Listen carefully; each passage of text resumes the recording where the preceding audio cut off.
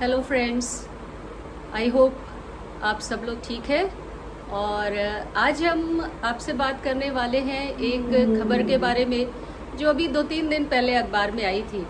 और आपने भी पढ़ा होगा कि वर्ल्ड बैंक के प्रेसिडेंट इंडियन ओरिजिन के अमेरिकन श्री बंगा जी को बनाया गया।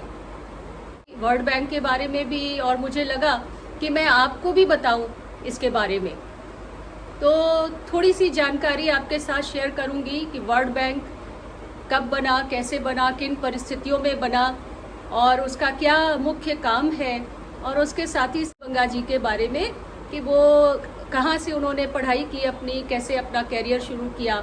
और आज हमारे लिए एक बड़ी गर्व की बात है कि एक भारतीय वर्ल्ड बैंक का प्रेसिडेंट बना। आपको बताऊं कि वर्ल्ड बैंक का प्रेसिडेंट अभी तक अमेरिकन ही बने हैं। पहली बार ऐसा है कि एक भारतीय मूल का व्यक्ति, यद्यपि आज उन्होंने अमेरिका की नागरिकता ले ली है 2007 से, लेकिन फिर भी भारतीय मूल के हैं वो। और ये भी बात बताऊं आपको कि उनके पिता भारतीय सेना में जनरल थे। तो ये बड़े गर्व की बात है कि हमारे बीच में से ही एक व्यक्ति आज वर्ल्ड बैंक का प्रेसिडेंट बना हुआ है। तो वर्ल्ड बैंक के बारे में थोड़ा सा बता दूं। वर्ल्ड बैंक का निर्माण 1944 में किया गया था, जब ब्रेटन वुड्स में 44 देशों के प्रतिनिधि मिले। ब्रेटन वुड्स की ये जो बैठक थी, ये द्वितीय विश्व युद्ध जब चल रहा था उसी समय हुई थी। इस बैठक का उद्देश्य था ये समझना कि अभी तो 20वीं शताब्दी के 50 साल भी नहीं हुए थे और 2 विश्व युद्ध हो गए थे, तो कैसे विश्व युद्ध को आगे और ना होने दिया जाए। युद्ध ने जो बड़ा नुकसान पहुंचाया था उससे सभी देश प्रभावित हुए थे। तो ये समझने के लिए कि युद्ध क्यों हुआ और इसको कैसे रोका जाए, इसको जानने के लिए ब्रेटन वुड्स में ये कॉन्फ्रेंस हुई। 44 देशों ने बैठक की। ऑफ कोर्स ये सब डेवलप्ड कंट्रीज थे, यूरोप और अमेरिका इत्यादि इसमें शामिल हुए थे। यूरोप के विभिन्न देश और अमेरिका, डेवलपिंग कंट्रीज के बारे में सोचा जा रहा था। और आपको ये भी पता है कि इस समय तक यूरोप का अवसान हो रहा था। अभी तक विश्व जो यूरोसेंट्रिक था उसकी जगह पर अब अमेरिका का राइज हो रहा था, यूएसएसआर का राइज हो रहा था। तो अब विश्व की राजनीति यूरोप से निकलकर आगे चली गई थी और वो पहुंच गई थी, अब अमेरिका में पहुंच गई थी, यूएसएसआर में पहुंच गई थी। तो ऐसी स्थिति में ब्रेटन वुड्स में ये राष्ट्र मिले और उन्होंने विचार किया कि जो युद्ध होते हैं वो प्रायः ये माना गया कि रिसोर्सेज की कमी के कारण होते हैं। तो इसलिए रिसोर्सेज को यदि ओपन कर दिया जाए, यानी फ्री ट्रेड, लेजेस फेयर का जो कॉन्सेप्ट एडम स्मिथ ने दिया था उसको फॉलो किया जाए, तो शायद युद्ध ना हो। तो ऐसा मानते हुए जो हमारे ये डेवलप्ड कंट्रीज थी, इन्होंने यहाँ पर बैठक की। और यहाँ पर एक तो IMF का निर्माण किया गया और ज़्यादा समय उस पर दिया गया था, और उसके साथ ही साथ यहाँ पर एक international bank for reconstruction and development का निर्माण भी किया गया, IRBD का निर्माण किया गया। और वर्ल्ड बैंक के बारे में बाद के दिनों में कॉन्फ्रेंस के सोचा गया। और यहाँ पर जॉन मेनार्ड मिल्स और इसके अलावा जो UK से थे इंटेलेक्चुअल्स की मैं बात कर रही हूँ, और US से मिस्टर डेक्स्टर, जिन्होंने वर्ल्ड बैंक पर मुख्य रूप से काम किया और वर्ल्ड बैंक को बनाने का काम किया। वर्ल्ड बैंक शुरुआत से ही इसने गरीबी दूर करने का, पॉवर्टी को ख़त्म करने का काम करना शुरू किया, और उसके लिए इसने डेवलपिंग कंट्रीज़ को फंड्स देने का काम किया था। और आज के समय में हम देख सकते हैं कि वर्ल्ड बैंक के द्वारा कई ऐसे प्रोजेक्ट्स को फाइनेंस किया जा रहा है जिसमें क्लाइमेट चेंज का जो चैलेंज है उसको एड्रेस किया जा सके, सस्टेनेबल डेवलपमेंट का जो गोल है उसको एड्रेस किया जा सके, यूनाइटेड नेशंस का जो मिलेनियम गोल्स हैं उनको एड्रेस किया जा सके। जो पानी की समस्या है उसको दूर करने के लिए, पॉल्यूशन की समस्या को, यहाँ तक कि कैंसर ऑफ करप्शन को दूर करने के लिए भी।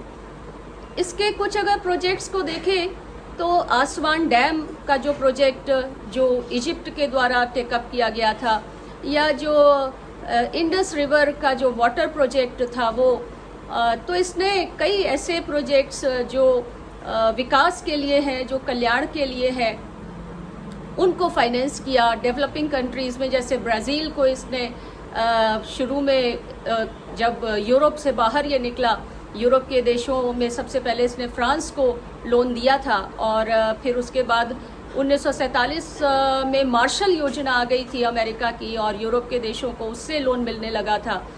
तो उसके बाद वर्ल्ड बैंक ने यूरोप से बाहर निकलकर देशों को लोन देना शुरू किया, जिसमें चाइल भी है, जिसमें ब्राज़ील भी है। तो इन देशों को इसने लोन दिया।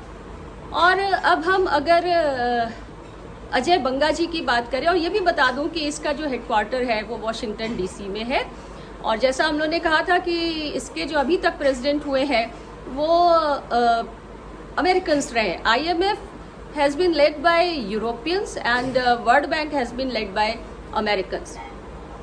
अब अजय बंगा जी के बारे में थोड़ी सी बात आपको बता दूं। अजय बंगा जी हैदराबाद पब्लिक स्कूल में उन्होंने पढ़ाई की। वो पुणे में जन्मे और हैदराबाद पब्लिक स्कूल से स्कूलिंग करके उन्होंने अपना ग्रेजुएशन इकोनॉमिक्स में किया सेंट स्टीफेंस कॉलेज दिल्ली से, और उसके बाद उन्होंने MBA किया IIM अहमदाबाद से, और फिर उन्होंने अपनी करियर की शुरुआत की नेस्ले के साथ, और नेस्ले से आगे बढ़ते हुए उन्होंने क्राफ्ट फूड्स के साथ भी काम किया, सिटी ग्रुप के साथ काम किया, और मास्टर कार्ड में एक लंबे समय तक उन्होंने काम किया। 2008-9 में जब इकोनॉमिक जो क्राइसिस हुई थी उस समय उन्होंने मास्टर कार्ड को ज्वाइन किया था, और अभी 2021 में वो उसमें 12 साल सर्विस देने के बाद रिटायर हुए।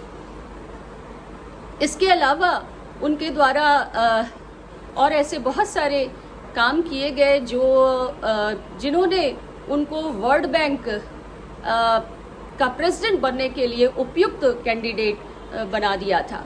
थोड़ा सा आपको और बताना चाह रही थी, और जैसे मैंने बताया आपको कि उन्होंने 2010 में मास्टर कार्ड को ज्वाइन किया था, और इसके अलावा 2020 में ही took over as the chairman of International Chamber of Commerce, और साथ ही अभी प्रेजेंटली ही was serving as vice chairman of General Atlantic.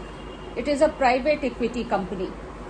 और एक बात और बता दूं, बड़ी खास बात है कि 2016 में बंगा जी को पद्मश्री अवार्ड दिया गया था। इसके अलावा हार्वर्ड बिजनेस रिव्यू HBR ने इनको 10 मोस्ट इन्फ्लुएंशियल CEOs के रूप में रखा था। तो काफ़ी he has many feathers in his cap. तो उनके बारे में और जानकारी आप जुटाइए और उसको और जानने की कोशिश करें।